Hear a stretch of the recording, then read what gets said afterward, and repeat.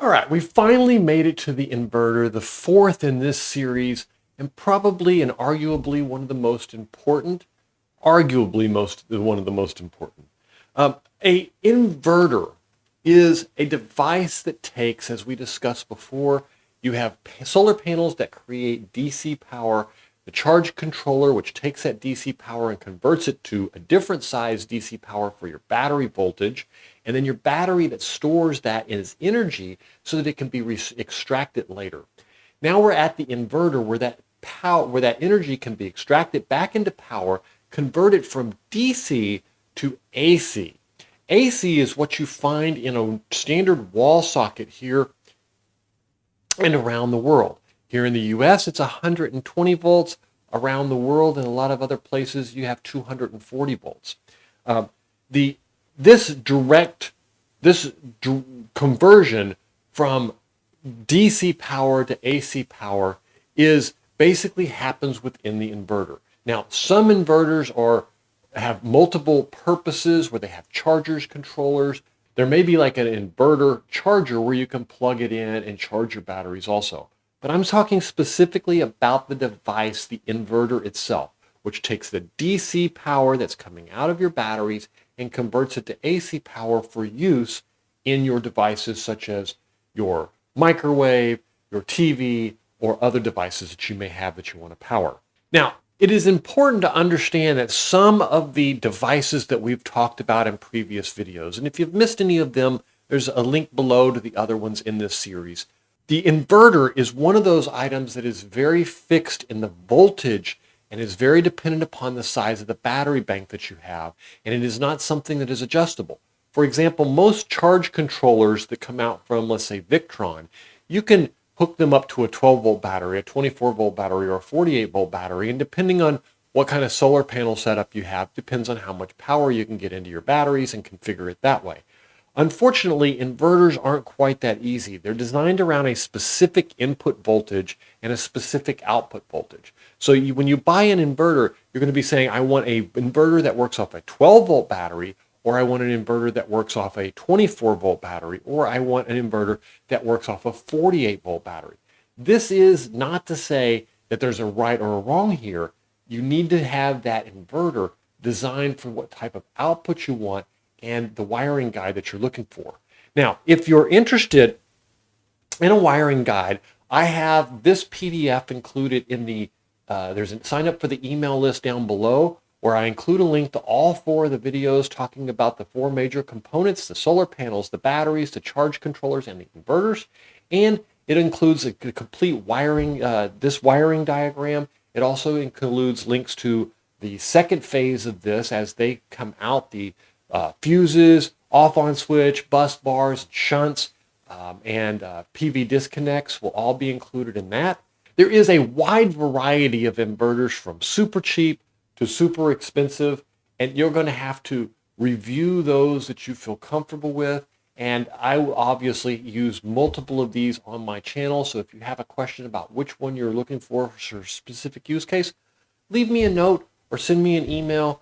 The contact, put it in the comments down below. I'll be glad to give you a suggestion on what I suggest. All right, size in an inverter, size is of the most importance. It determines what you can run. So for example, we talked about earlier having a 1,000-watt coffee pot. If you have a 1,000-watt coffee pot, then that means that you need to at least have 1,000 watts of power available from that inverter at any time to run that coffee pot. Now, if you don't have that 1,000 watts, then that inverter will shut down with an overload saying that you tried to pull too much power from it. Now, keep in mind, inverters are a lot like gas tanks. Sometimes they still report to have a little bit of gas and you might be out. So my suggestion is that you use them like anything with electricity, that you oversize everything with a 20% buffer in place. And that is a minimum. Sometimes with inverters, I may even go 50% just to be sure. Meaning that if I have a 1,000-watt need, then I may want to put a 1,500-watt inverter in to ensure that I have enough power to carefully run whatever devices I want to run. Do not forget that there is a surge necessity for some devices. So for example, If you plug in a refrigerator, the motor that's in that refrigerator, when it turns on, can take 10 times the power it takes to operate it on a normal basis. If you're interested in understanding how to measure this usage and to see these spikes, I'll include a link to a video up here when it's available. And at that point, you'll be able to get an idea of how to measure those devices. Also note, when you're looking at inverters, that you're going to want to look at an inverter that converts from the DC power to AC power, but does it as a pure sine wave inverter. The reason you want pure sine wave is this is clean, good energy that is safe for your electronic devices. It is better for your motors, and overall it's better. Yes, they cost a little bit more, but unless you specifically have the device that is okay with dirty power, like a charge controller or a charge inverter, then I would suggest that you stick with good, clean, pure sine wave energy and don't try any of those other modified waves or any of the other types of inverters. Stick with pure sine wave. Inverters also come with an efficiency rating. And what does this mean? Well, converting power is not free. That means when you convert the power and you take that energy out of the battery, you convert it to power, and then you move it from DC to AC, each one of those steps has a cost.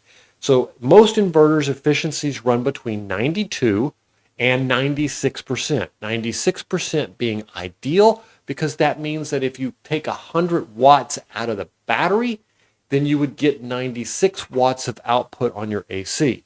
Keeping in mind there is also a cost for taking that energy in, putting that energy in and taking that energy out of the battery. So there are a lot of, quote, idle costs that you need to understand, which comes to the idle cost of an inverter is very important also. And what does this mean?